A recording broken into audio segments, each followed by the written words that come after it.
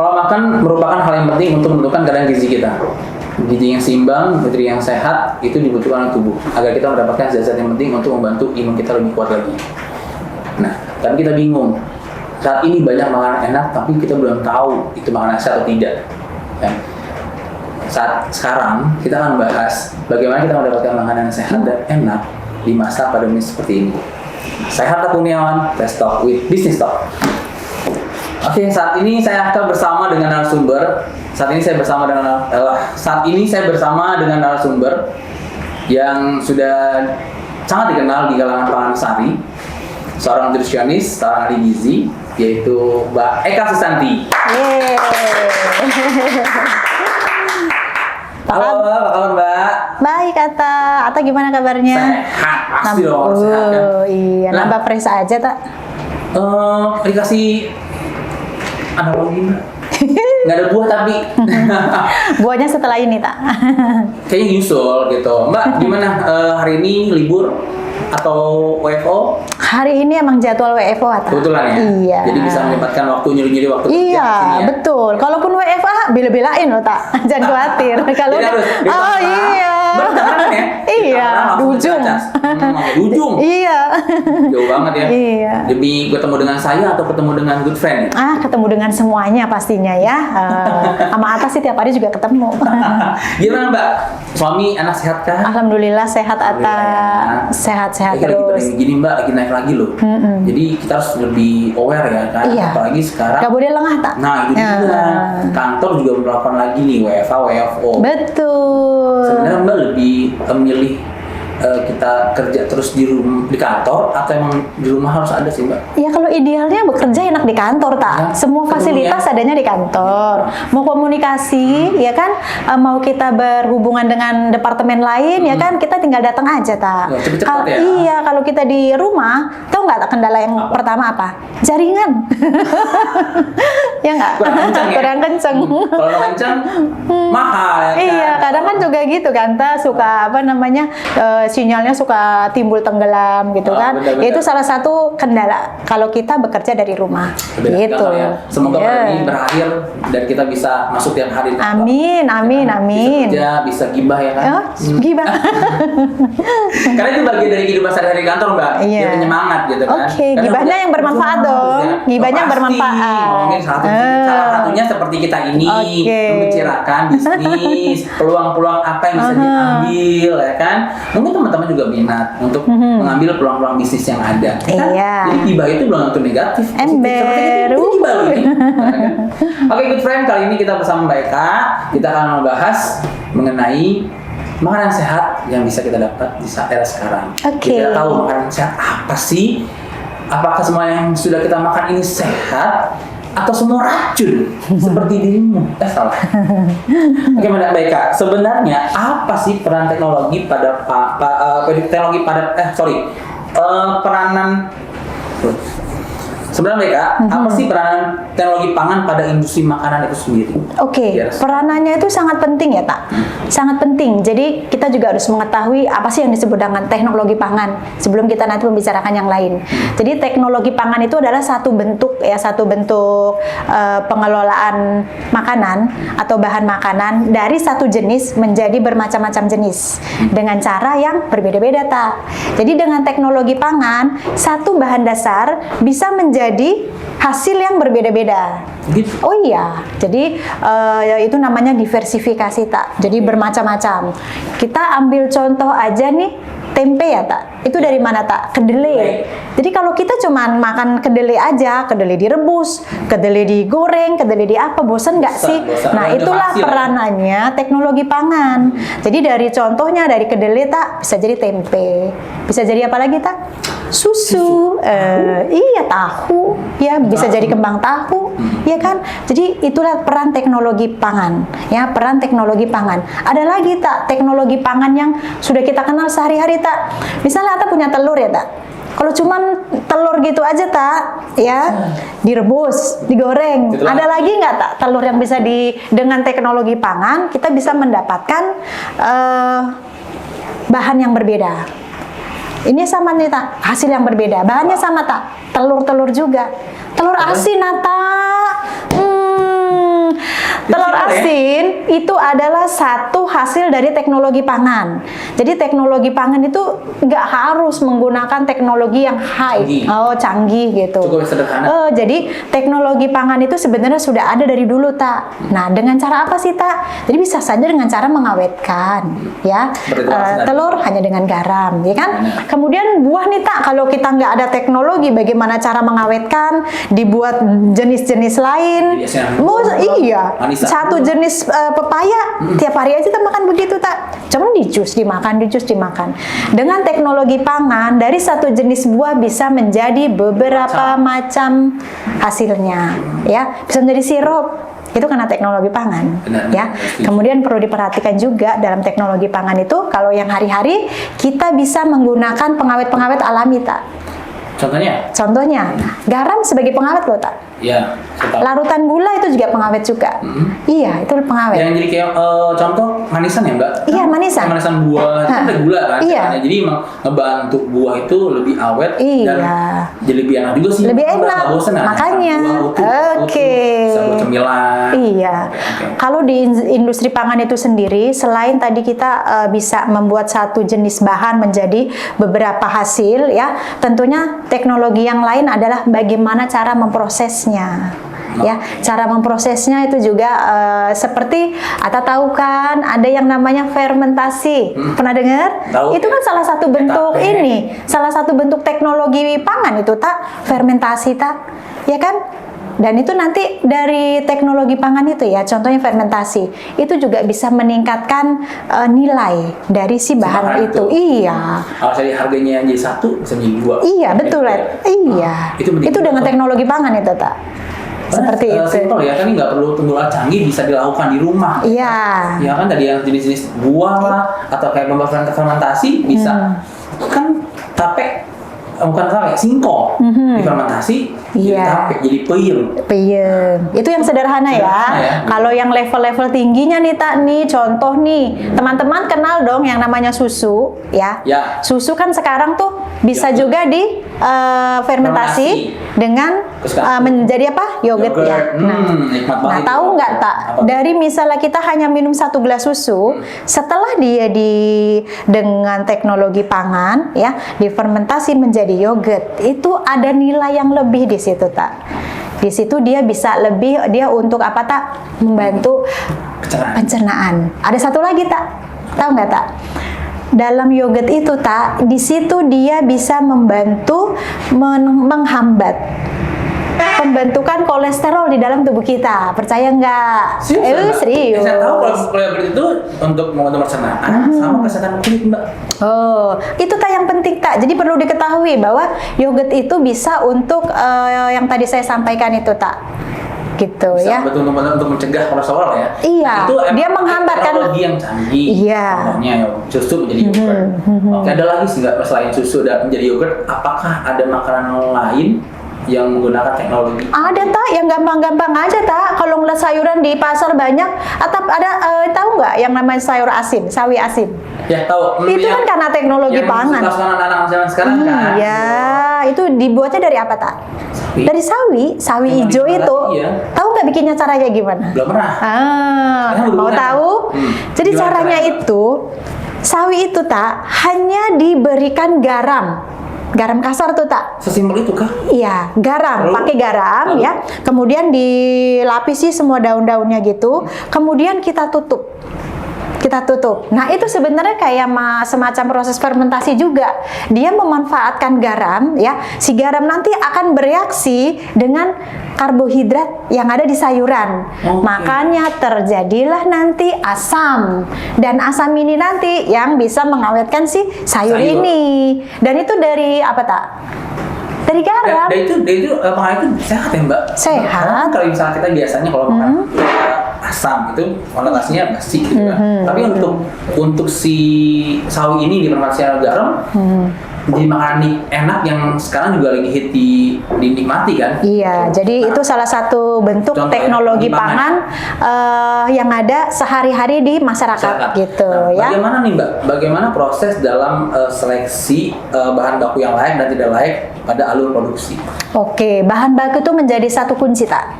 Kalau kita mengolah suatu makanan dengan bahan baku yang baik, akan menghasilkan juga hasil yang baik. Oke. Kalau bahan bakunya saja kualitasnya sudah tidak baik, ya hasilnya pasti tidak baik juga. Ya, jadi tentunya kita melakukan seleksi. Seleksinya seperti apa? Kita ada ini tak yang namanya inspeksi vendor. Sampai diinspek loh, Tak. Pangan Sari lah, Pangan Sari ya Mbak. Produksi Pangan Sari ini selain memperhatikan itu juga dari bahan baku ke vendor diperhatikan. Iya, diperhatikan tak. Inspeksi sampai ke lalu mereka dalam betul. dalam- Jadi gini tak. Apa yang dilakukan selama di dalam inspeksi vendor itu? Oke, begini tak ya. Karena kan nanti vendor itu kan mensuplai makanannya ke Pangan Sari ya tak. Oke. Oke, jadi sebelum mereka itu mensuplai, kita itu ada beberapa persyaratan ya. Kita kan harus melakukan seleksi vendor. Banyak lah ya. Banyak kan, semua orang juga mau tak masuk. pasti. Jadi kita seleksi. Caranya menseleksi bagaimana? Kita juga melakukan inspeksi vendor. Kita lihat loh tak, kelayakan dari ruangan produksinya, area produksinya, kemudian itu termasuk dari gedungnya juga. Kemudian bagaimana sarana kebersihannya, bagaimana sarana air bersihnya, kemudian bagaimana juga tenaganya tak. Yang nanti bekerja di vendor itu juga harus dia juga harus menerapkan prinsip-prinsip hygiene sanitasi. Iya. Sampai di detail, betul. sampai manpower mereka juga Iya, diperhatikan. Nah, bagaimana kalau saya lihat, apakah itu hanya bisa dilakukan oleh vendor besar yang masuk Pangan Sari atau vendor-vendor baru, misal pemain baru yang belum punya nama, tapi ingin masuk Pangan Sari, apakah dilakukan sama dan ada standar khusus sendiri untuk itu? Tentunya kalau standar ini tak, kita nggak bisa membedakan ya tak ya. Artinya kalau karena apa? Karena kita itu memerlukan bahan makanan itu tak bukan cuma sekilo 2 kilo, bukan cuma 100 200, tapi bertonton tak. Jadi tentunya vendornya juga yang harus sesuai tak. Menjaga mutu lah ya. Menjaga Karena mutu. tadi Mbak bilang di awal bahan baku yang bagus menentukan hasil yang bagus. Iya betul. Jadi diseleksi tak, setelah nanti dia sudah lolos seleksi, mensuplai, kemudian nanti ya vendor itu sudah akan mulai mensuplai ke kita, dan setiap hari tak, pada saat vendor itu juga melakukan pengiriman barang, masih kita cek lagi tak, ada QC kita yang mengecek lagi. Jadi setelah dari bahannya vendor itu tersebut. nyampe ke kita terima barangnya, ada pengecekan lagi. Iya, karena kita punya yang namanya standar penerimaan bahan makanan. Baik itu bahan makanan dry atau kering, kemudian bahan makanan yang fresh ya, kayak sayur dan buah, dan bahan makanan frozen seperti ayam, daging, ikan. Jadi semuanya ada standarnya, tak, nggak bisa asal-asal. Berarti teman-teman ya, sebelum kita produksi, bahan baku itu harus dilihat vendornya siapa. Iya. Vendor itu sudah verified belum kah? Ya kita cek soal dalam barang diterima, kita cek lagi barangnya. Iya. Apakah sesuai standar yang kita butuhkan atau tidak. Sangat menjaga berarti. Iya, Jadi memang, betul. untuk menjaga kualitas yang kita produksi dilihat dari sumbernya ya Mbak. Betul, betul. Kita percaya. Iya. Nah, di saat era pandemi ini Mbak, apa sih isu yang sering terjadi mengenai teknologi pangan itu sendiri? Oh, isu yang sering terjadi ya. Isunya biasanya kan terkait dengan ini ya, tak, hygiene sanitasi tentunya ya. Karena dengan masa pandemi ini tentunya karyawan yang bekerja pun harus benar-benar sehat tak. Jangan sampai karyawannya nanti ada yang sakit. Kan kita nggak tahu nih karyawannya misalnya terkontaminasi atau tidak dengan COVID, dan dia tetap melakukan pengolahan itu, gitu kan? Artinya itu menjadi satu isu yang penting bahwa karyawan-karyawan kita yang di bagian produksi ini tak, itu harus sangat kesehatannya dipantau, dilakukan pemeriksaan antigen loh tak. Rutin Mbak. Iya. Nah, jika ada karyawan yang yang terpapar, apa yang dilakukan oleh perusahaan? Kalau ada karyawan yang terpapar, kita lihat dulu ya, Tak. Yang terpapar itu di bagian mana? Ya kita akan melakukan lockdown, Tak. Kita akan sterilisasi dulu, Tak, supaya itu tidak mengkontaminasi. Dia tidak menyebar ya, Mbak? Iya. Tidak menyebar kemana-mana, tentunya juga menjaga tadi ya kualitas Betul, kita. iya. Jangan sampai nanti ada ini ya, Tak. Artinya kita kan sangat menjaga kualitas dari makanan yang kita olah. Meskipun misal andaikan ya, Mbak, karyawan semua yang bekerja di perusahaan kita atau suatu perusahaan luar lah, dia karyawannya atau orang kita nih udah divaksin, booster segala macam, dan ada yang terpapar, itu tetap dilakukan lockdown atau sterilisasi tempat tersebut? Ya kalau emang dia itu ada yang terinfeksi positif ya, kita lihat di bagian mana dulu nih, Tak. Jadi nggak langsung satu keseluruhan satu pabrik itu di ini, Tak. Kita lihat di bagian mananya seperti itu sih, Tak. Berarti tetap dilakukan iya, evakuasi itu ya? tetap sterilisasi juga tetap dilakukan. Perhatikan sekali keseriusan menjaga mutunya produksi ya, Mbak? Iya, supaya kita tidak ada tercemar. Apa di Pangansari sendiri, Mbak? Sekarang di Pangansari ini apakah ada SOP khusus yang menerapkan pengolahan pangan? Oke, kalau SOP, Tak, itu dari awal kita mulai tadi ya, SOP seleksi vendor ada, SOP penerimaan bahan ada, SOP penyimpanan juga ada. Jadi dari mulai nanti barang itu dikirim, tentunya kan ada pemeriksaan ya, Tak. Diperiksa, kemudian kan bahan makanan itu juga nggak semuanya langsung digunakan. Ada yang misalnya mau disimpan, ada SOP penyimpanannya ada, kemudian SOP pengolahannya juga ada, pembersihan semuanya dan lain-lain. Nah, khusus di masa pandemi ini tentunya ada tambahan SOP, Tak, seperti melakukan desinfeksi. Jadi kalau ada barang-barang datang nih, Tak, baru datang itu kita semprot dulu sih, Tak. Oh, gitu. Masa pandemi ini selain tadi sterilitas segala macam, bahan makan pun udah di... Iya, dan di awal gitu, Tak. Jadi kalau misalnya ada vendor yang ngirim gitu ya, Tak, itu biasanya kita semprot dulu, Tak, sebelum itu kita bongkar. Nah itu, kita kan menjaga ya, Tak, ya. Menjaga, karena kita nggak mau memberikan ke klien yang ya mengecewakan ya, Mbak. Oh iya. Kita harus menjaga kualitas kita sendiri gitu. Betul. Nah, penyimpanan sendiri, apakah kan biasanya Pangansari itu datang barang dari vendor, diterima, disimpan, lalu dikirim ke site atau lokasi yang dibutuhkan. Butuh waktu berapa lama barang itu berada di Pangansari, Mbak? Apakah segera dikirimkan saat itu juga atau emang di-keep dulu untuk berapa lama? Gitu? Sebenarnya, Tak, kalau untuk pengiriman ini ada yang dari vendor juga bisa langsung dikirimkan, ada, tapi QC kita tetap, Tak, ngecek kualitas bahannya tersebut. Ada yang seperti itu. Ada juga yang emang dikirimkan dulu ke kita. Contohnya nih, Tak, kalau kita mau kirim-kirim kayak seperti Freeport. Contoh nih ya, Tak, di Freeport itu kan banyak sekali ya kebutuhan untuk baby buncis, tuh nggak, Tak? Tahu. Yang kecil itu kan, Tak? Lu tahu nggak, Tak? Enak tuh pakai mie sembit, aku suka banget aku. Nah itu, Tak, begitu nyampe ke kita, itu dibeliin lagi loh, Tak. Seriusan? Ada, iya. Kita butuh tidak 10, 100, bahkan tontonan. Iya. Itu dipilihin lagi. Karena kita menjaga kualitas. Keinginannya random atau enggak. Jadi benar-benar lagi nih. Tapi kan mereka kirim parsial. Misalnya hari ini kirim 300 kilo gitu ya. 300 kilo dikirim. Baby buncis itu, Tak, itu benar-benar dipilih, Tak. Jadi kemana yang dia tua akan disortir dan itu dikembalikan. Oh my god. Karena emang klien kita kan juga minta kualitasnya yang bagus. Kualitas yang bagus, kita pun dari vendornya juga kita menerapkan itu. Jadi kita nggak asal nerima nih yang dikirim sekian gitu, cuman kita lihat aja. Oh ya, oke, enggak, Tak. Kita ada sortir lagi. Kalau sama karyawannya yang mau melakukan sortir itu setiap pengiriman itu nggak sedikit loh jumlahnya. Baby buncis disortir semua, Tak, kita lakukan sortir. Itu oke lah, gampang, gede-gede kan. Ini baby buncis disortir satu-satu, dicek kelayakannya.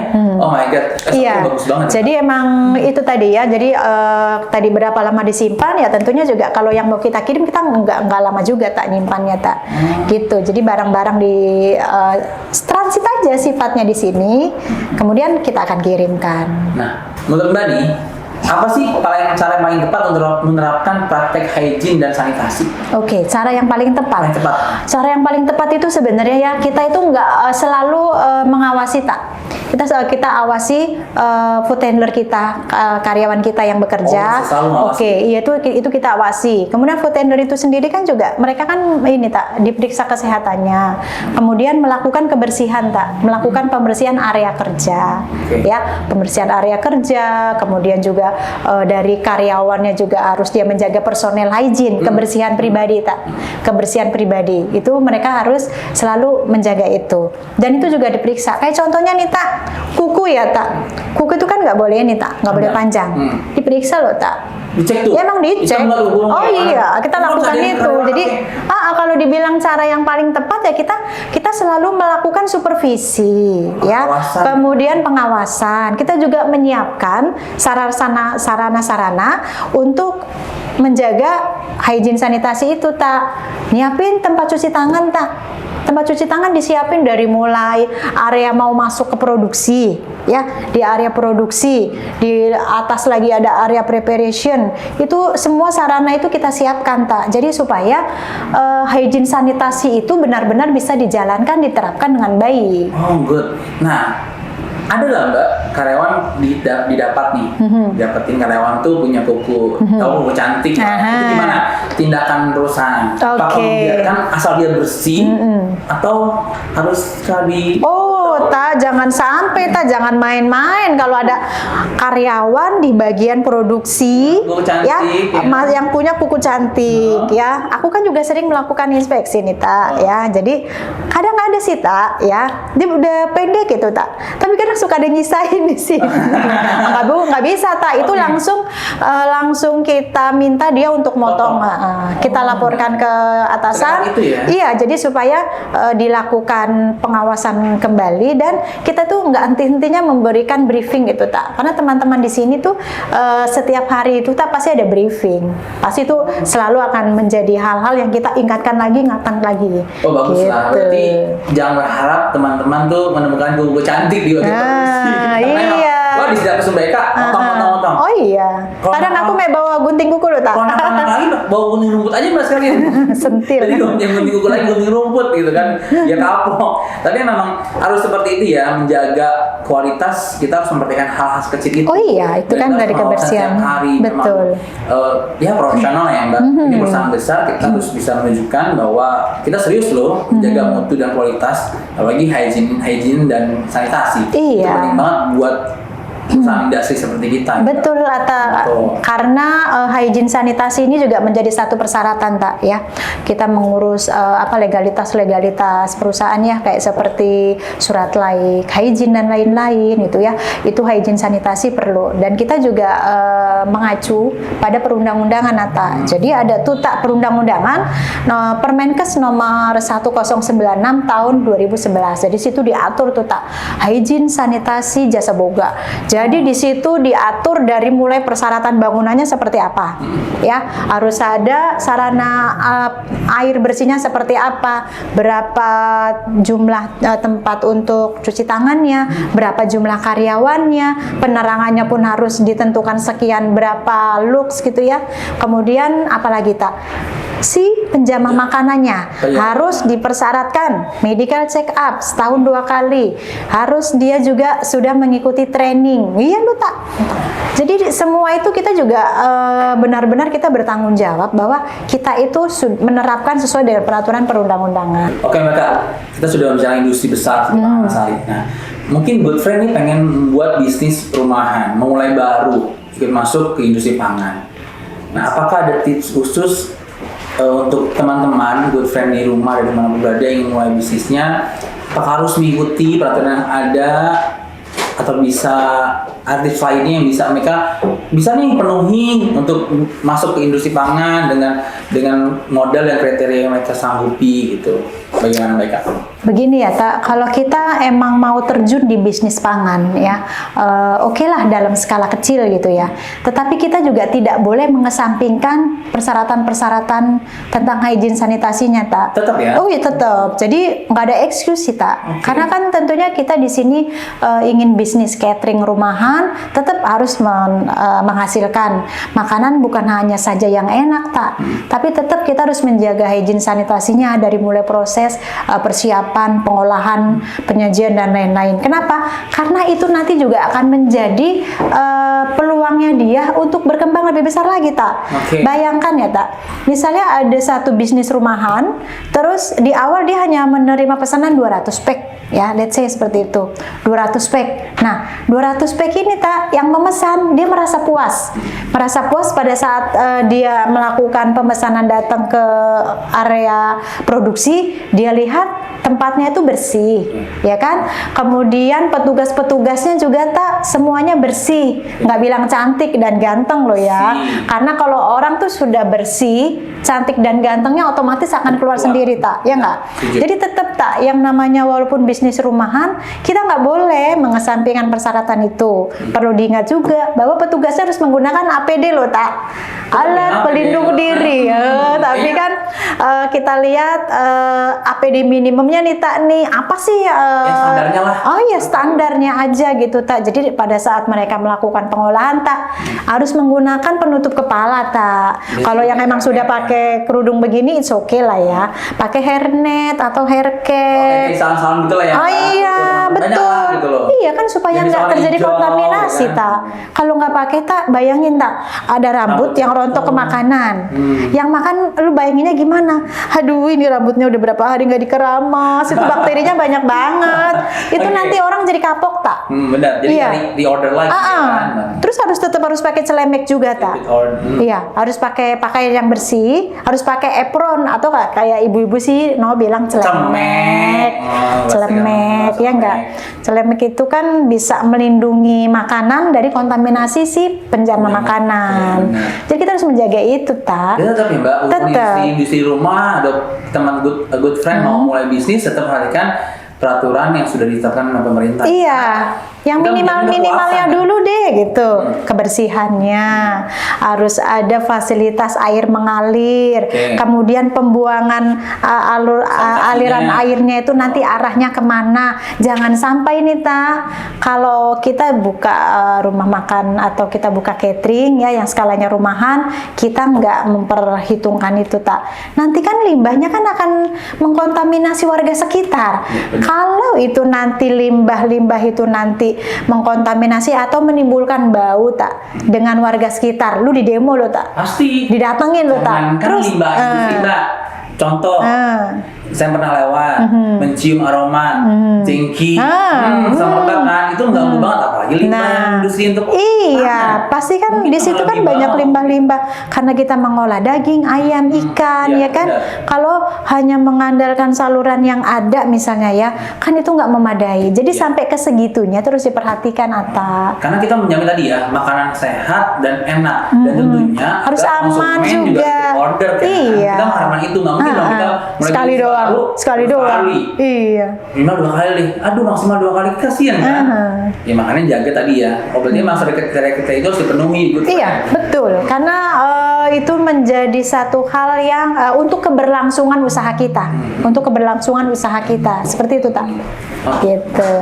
Oke Mbak. Nah berarti contoh aja deh kita sekarang gini, good friend. Contoh ya. Contoh mungkin kalian bisa melihat warteg yang ada.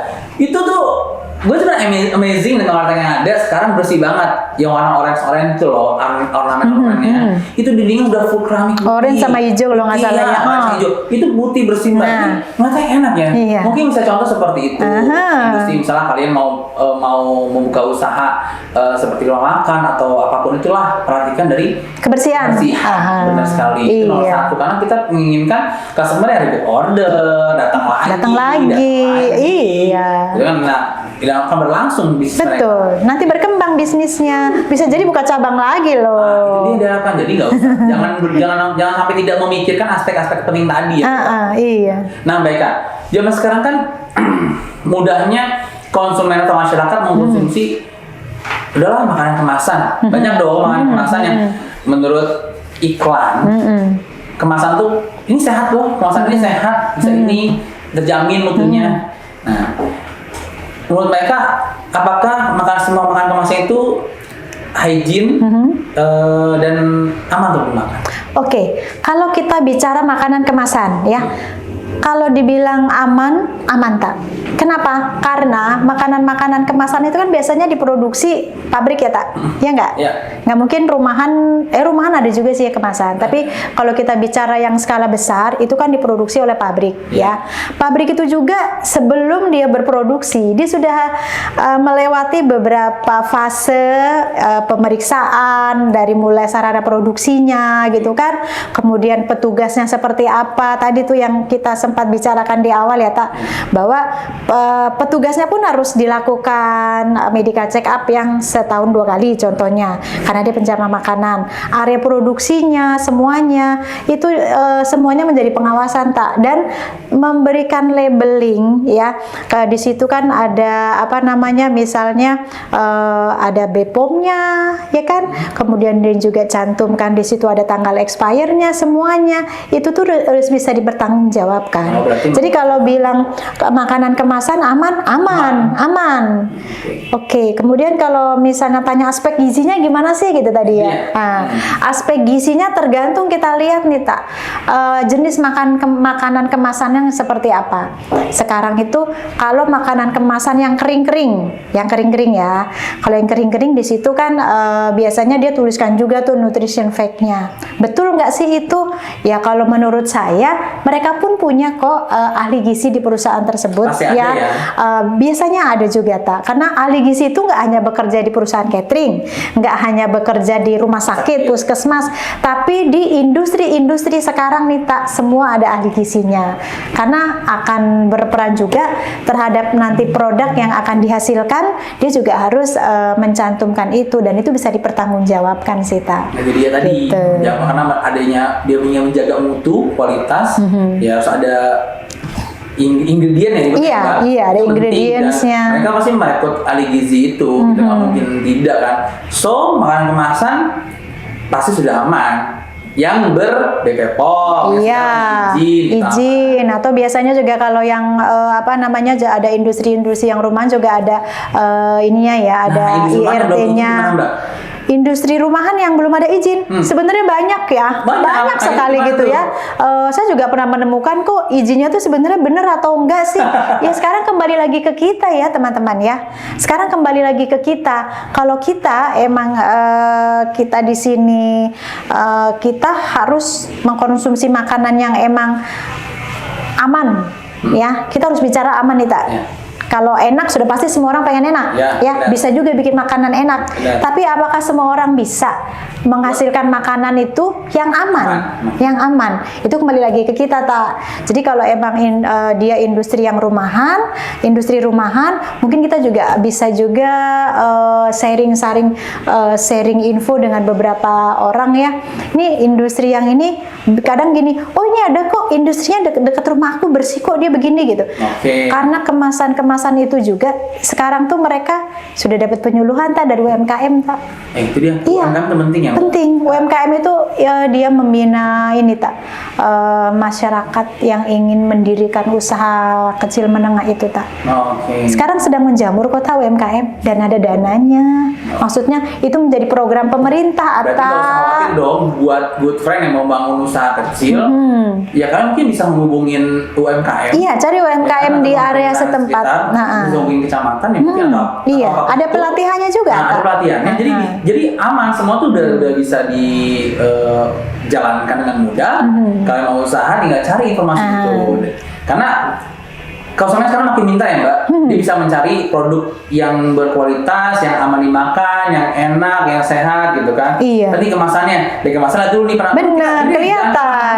Kita aja kalau sama orang mencari pasangan kadang-kadang dari luar dulu kan penampilannya. Ini penampilannya bagus, udah poin pertama, poin 1, ya kan? Akhlaknya bagus, poin 2. Seperti itu. Makanya juga kalau kemasan bagus, oke bagus nih, bersih nih, ada register izinnya, BPOM-nya, oke lah, kita percaya diri lah untuk mengkonsumsi itu. Aman kok sekarang. Jadi yakin lah ya, makanan kemasan ini kita yakini aman jika memang sudah izin udah ada. Dan kalau misalnya belum ada karena terkait dia belum punya izin, ya kepercayaan dari kita ya. Kita harus bisa yang ini juga tak. Misalnya makanan kemasan, kita juga harus bisa menilai si makanan itu. Ingat tak, kita sebagai konsumen kan tadi harus smart ya. Kita kan harus bisa melakukan uji organoleptik. Atau pernah dengar nggak uji organoleptik? Uji apa Mbak? Organoleptik. Bukan organ dulu ya. Jadi yang namanya uji organoleptik itu uji yang sangat murah, yang nggak perlu alat khusus, tapi bisa dilakukan semua orang. Itu adalah satu bentuk pengujian ya, dengan menggunakan panca indera, Ata. Jadi kita mau nilai makanan ya, makanan ini masih layak dikonsumsi atau tidak gitu kan. Kita lihat dulu nih dari penampakannya. Misalnya kalau emang dia pada kondisi normal, makanannya itu emang bentuknya warnanya merah katakanlah gitu ya, ada nggak dari warnanya itu terjadi penyimpangan atau tidak.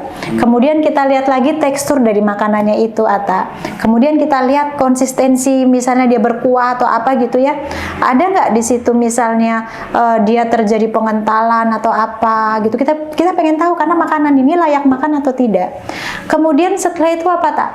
Kita cium, kan tadi panca organoleptik ya, kita lihat dulu ya, kita lihat teksturnya, kemudian kita cium loh tak, ini ada aroma yang menyimpang atau tidak, ada asam-asam atau apa gitu ya. Yang terakhir apa tak? Rasa. Cicipi. Nah pada saat kita mencicipi itu, disitulah sensor terakhir makanan ini layak atau tidak. Kalau ada rasa yang menyimpang, tentunya kita juga harus sudah tahu ya, tak. Misalnya dengan saya mau kasih contoh makanan apa ya, oke lah, misalnya ada ikan balado, ya, udah tahu kan rasa ikan balado itu seperti apa, rasa sambalnya juga seperti apa, tahu ya. Jadi pada saat kita mencicip gitu ya, kalau ada yang rasa yang menyimpang, ya artinya itu makanan sudah nggak layak, tak. Langsung singkirkan lah. Oh iya, jangan di ini, tak. Jangan langsung dimakan lagi. Makananku banyak nih, saya mau bahas. Iya, sama juga dengan makanan-makanan kemasan nih, tak. Contoh ya, tak. Ada expirednya masih lama. Contoh apa Mbak? Mie instan. Mie instan ya.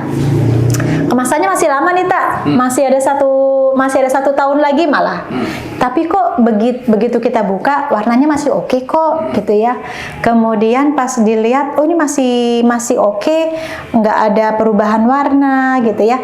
Kemudian terakhir itu tak suka kita lihat apakah di situ ada penyimpangan rasa, apakah tengik misalnya. Kalau di situ ada rasa tengik, berarti kan makanan ini sudah rusak, tak. Ya, kan expiry masih lama, kok bisa tengik? Nah, mungkin tak, proses penyimpanannya Ata. Contoh dari pabriknya bagus, tak, ya, dari pabriknya bagus, tapi perjalanan makanan itu didistribusikan, bisa aja di display ya, terus dia terkena panas matahari terus menerus. Nah itu, gitu. Makanya kita harus pintar nih, tak. Banyak peringatan tuh. Jangan dari sinar matahari, karena panas langsung terkena bahan makanan ataupun makanan itu akan mempengaruhi kualitas. Pasti ya. Iya. Gitu. Nah, jadi good friend ya pintar-pintar lah, kita smart karena ya nggak mungkin kan makanan udah tengik tetap dimasak ya, mie instan. Ada kalau direbus hilang deh baunya. Bumbunya udah keras nih. Udah ngumpal-ngumpal. Udah kasih kuah panas cuma udah nyatu ya kan. Diaduk-aduk dimakan masih enak. Iya. Malamnya diare. Jadi kita harus pintar. Nah, Mbak Eka, dari makanan kemasan kita sudah tahu lah makanan kemasan pasti udah aman, tapi harus pintar-pintar milih. Nih, apakah ada stereotype makanan kemasan mengedepankan gizi dengan benar-benar? Oke, itu kan artinya itu ini ya, jadi ada pendapat atau kesan orang yang makanan kemasan itu gizinya nggak ada atau apa gitu ya, rusak atau apa gitu. Sebenarnya anggapan itu nggak ini tak, nggak 100% benar. Nggak bisa dipertanggungjawabkan karena betul pada saat makanan kemasan itu emang ada sih beberapa jenis zat gizi yang rusak, terutama biasanya vitamin-vitamin yang larut air, vitamin yang tidak tahan terhadap suhu panas, itu biasanya emang akan terjadi kerusakan. Tetapi untuk zat gizi yang lain, saya ambil contoh kayak protein deh. Protein itu dia itu tidak rusak selama dia tidak mengalami misalnya itu, jadi kalau rusaknya protein itu kita kenal dengan istilah denaturasi itu tak ya. Jadi menurun ini kualitas dari protein itu. Jadi protein mah kuncinya tak, asal jangan lu masak sampai gosong aja tak. Oh, masih aman lah ya. Iya, kalau lu masak sampai gosong tuh tak, itu protein juga nanti bisa terjadi rusak, dan tambah lagi satu lagi tak, ada karsinogeniknya kalau sampai angus-angus gitu tak. Kalau nggak lagi dikonsumsi. Iya. Jadi ya makanan apapun ya kita lihat dari cara mengolahnya juga, kita bagaimana. Betul. Dan makanan kemasan itu udah pasti ya gizi ada yang rusak, cuma tidak 100%. Iya, dan biasanya gini tak, Ata bisa lihat saya kasih contoh terigu atau blue band. Saya pakai itu. Biasanya ada tulisan enrichment atau fortifikasi. Ngerti nggak artinya fortifikasi atau enrichment? Kalau misalnya enrichment itu sebenarnya di bahan makanan itu sudah ada nih kandungan vitamin A atau misalnya zat gizi apa sudah ada. Tetapi karena mungkin proses produksinya sehingga ada beberapa zat gizi yang mengalami pengurangan gitu ya. Enrichment itu ditambahkan tak, diperkaya. Jadi sudah ada itu diperkaya, itu namanya enrichment. Jadi suka ada tak. Nanti makanya kita kalau beli makanan-makanan kemasan itu tak, intinya pada saat kita beli makanan kemasan kita harus bisa membacanya dengan baik dan kita mengerti informasi yang disampaikan di makanan kemasan itu. Iya, itu tadi contoh enrichment. Satu lagi ada juga kata istilah fortifikasi. Nah, fortifikasi ini jadi di bahan makanan itu sebenarnya nggak mengandung bahan zat gizi, itu nggak ada. Tapi kalau fortifikasi ini memberikan. Jadi sengaja diberikan gitu. Jadi tambahannya masih layak lah, maksudnya bukan layak, aman untuk tubuh ya Pak? Iya. Oke, berarti kita harus pintar sih memilih-milih makanan. Jadi nggak usah khawatir makanan kemasan itu berbahaya tidak ya. Kan ada izinnya, ada izin Depkesnya juga. Kemasan itu beredar ke masyarakat luas ya, betul. Kalau misalnya tidak aman. Dan itu kan diawasi juga tak, ada dari badan-badan khusus kayak BPOM itu tak. Itu BPOM itu ya tak. Aku kan ada temen nih, yang kerjanya itu di BPOM ya. Dia itu sampai mengawasi kualitas makanan sampai terjun ke pasar-pasar tradisional, percaya nggak? Makanan jadi atau makanan mentah masih? Makanan mentah, iya. Makanan jadi, iya. Oh, tahu nggak segitunya? Jadi kalau makanan mentahnya dia ngecek di pasar-pasar tradisional itu, misalnya isu tahu berformalin. Oke. Orang BPOM-nya itu datang ke pasar tradisional itu, ngambil sampel tahunya, dicek di situ, pakai formalin atau enggak, sidak gitu. Karena biar tahuan dia melakukan hal mengandung ini gitu. kan ada beberapa jenis ini ya, tambahan bahan pangan atau pengawet yang tidak diperbolehkan. Dia mengawasi sampai segitunya tak. Jadi apalagi yang memang yang pabrik itu sudah diawasi juga tak. Karena di pasar tradisional juga disamperin tak. Di Cilacap sini tak, dekat kantor kita. Beneran, iya. Oh, nah, dari pemerintah sudah melakukan hal-hal yang baik buat konsumen. Kita juga harus bisa membaca informasi itu semua. Nah, gimana Mbak di masa yang sekarang ini?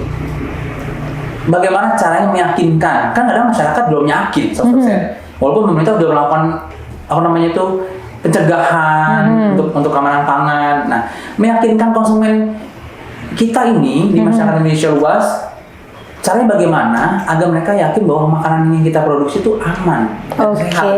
Sekarang kalau saya mau menyampaikan dari perusahaan kita dulu ya tak? Boleh. Perusahaan kita bagaimana sih cara meyakinkan konsumen atau klien kita bahwa makanan yang kita produksi aman? Ya, begini tak. Jadi kita dalam melakukan suatu proses produksi ya, tadi dari awal tuh tak, supplier aja udah kita inspek ya nggak. Kemudian ada lagi standar penerimaan bahan makanan ya nggak. Kemudian penerapan SOP. Kemudian apalagi tak, kita kan juga perusahaan yang sudah ISO Ata. Kita ada ISO 22000 tentang keamanan pangan. Kita juga ada ISO 9001 tentang quality, tentang mutu, ya manajemen mutu, ya. Kita juga ada SMK 3 tentang keselamatan kerja. Belum lagi kita juga ada bersertifikasi halal, Ata. Halal, ya kan? Artinya kalau perusahaan kita tak bagaimana cara meyakinkan kita dari mulai proses produksinya, pengemasannya, semuanya gitu ya. Itu kita sudah sesuai dengan standar-standar itu. Jadi itu satu nilai jual bahwa kalau yang makanan yang diproduksi oleh perusahaan kita, Pangan Sari dijamin Ata. Nah, sudah. Nggak usah diharapkan lagi untuk konsumen lah ya kepada Pangan Sari, karena kita udah memiliki berbagai macam sertifikat yang mumpuni. Gitu. Apalagi proses tadi inspeksi vendor. Sudah tahu dari awalnya sudah segitu ketatnya Pangan Sari melakukan penjagaan mutu, apalagi saat produksi dan pendistribusian makanannya. Betul. Jadi sampai-sampai nih Tak, karyawannya pun kan juga disertifikasi Tak. Loh, sertifikasi macam apa? Jadi karyawan-karyawan kita nih Tak yang di area produksi ya, di Central Kitchen kita, mereka itu sudah diberikan training. Kemudian mereka juga mereka bersertifikasi food handler BNSP. BNSP itu apa? Badan Nasional Sertifikasi Profesi. Food handlernya aja BNSP Tak. Nah, itu semua bagian produksi Mbak? Iya. Sudah sertifikasi BNSP. Dan itu mereka kan juga diuji Tak. Diuji oleh penguji dari BNSP itu Tak. Diuji satu persatu. Jadi petugasnya aja disertifikasi seperti itu ya, belum training lagi yang lain tentang keamanan pangan, hygiene sanitasi ada Tak. Berarti sudah lah good friend, dan mungkin teman-teman melihat Pangan Sari nggak usah dilakukan kan sudah seperti itu ketatnya dan punya sertifikat, bahkan manpower pun sudah certified juga. So ya kita udah yakin lah Pangan Sari. Sangat senang Mbak bisa ngobrol dengan Mbak, bisa mengetahui bahwa Pangan Sari ada salah satu perusahaan yang menjaga mutu dan kualitas. Oh iya pastinya ya, dan keamanan pangan pastinya Tak. Karena begini ya Tak, dalam kita juga menjalani bisnis ini, kita patuh terhadap perundang-undangan. Ada loh Tak, undang-undang tentang keamanan pangan juga ada. Ya, sudah diatur semua. Undang-undang kesehatan ya, undang-undang kesehatan itu Tak di sini nomor 23 tahun 92 bahwa makanan yang diperjualbelikan tuh Tak ya, itu harus memenuhi standar hygiene sanitasi. Iya, itu di situ diatur. Kemudian bagi pelanggaran ya, yang melanggaran itu bisa dikenakan sanksi. Sanksi seperti? Iya, sanksi hukum Atta, bisa didenda. Itu ada. Kemudian juga ada Undang-Undang nomor 7 Tak, nomor 7 tahun 96 tentang pangan. Nah, ini perlu diketahui ya teman-teman bahwa ini tidak main-main kan, kita itu patuh terhadap perundang-undangan ya. Jadi Undang-Undang pangan itu di situ menyebutkan bahwa proses produksi, kemudian proses penyimpanan sampai ke proses pendistribusian itu semuanya harus mengikuti standar-standar hygiene sanitasi. Harus. Iya. Karena pemerintah sudah menjaga keamanan buat konsumen. So pelaku bisnis dan good friend mau melakukan bisnis kecil baru memulai nih perhatian itu, karena ya pemerintah sudah melindungi konsumen, kita juga harus mentaati itu, dan kita juga menjaga konsumen kita agar yang makanan kita makanan yang kita sudah produksi aman buat konsumen nanti gitu. Oke Mbak Eka, terima kasih atas waktu yang sudah diberikan, senang sekali bisa ngobrol banyak, dan semoga apa yang sudah Mbak Eka informasikan ke kami, ke kita semua bermanfaat. Ya, mudah-mudahan bermanfaat ya untuk kita semua, sehingga bagi siapa saja pelaku bisnis mau mulai bisnisnya dari kecil, it's okay, tapi tetap diperhatikan persyaratannya gitu. Kenapa? Karena ini menjadi satu langkah gitu ya, satu langkah supaya bisnis kita itu nanti bisa berjalan terus, bisa berlangsung terus. Kalau cuma hanya mau bisnis sesaat, ya silakan. Pilihan di tangan masing-masing ya. Iya ya. Begitu Tak. Mau bisnis mau berjalan terus, ya lakukan bisnis dengan baik. Betul. Terima kasih good friend. Telah setia mendengarkan ocehan kita, obrolan kita hari ini. Semoga kita bertemu lagi di materi-materi selanjutnya. Kita akan bahas banyak materi Mbak. Oke. Kita akan menghadirkan. Mungkin nanti Mbak kita undang lagi. Kalau nggak bosen ya. Kalau nggak bosen. Karena bermanfaat banget gitu loh. Apalagi masalah makanan kan, perut. Nah itu penting sekali. Oke good friends, sampai ketemu lagi di session selanjutnya. Saya pamit undur diri. Let's talk with Business Talk.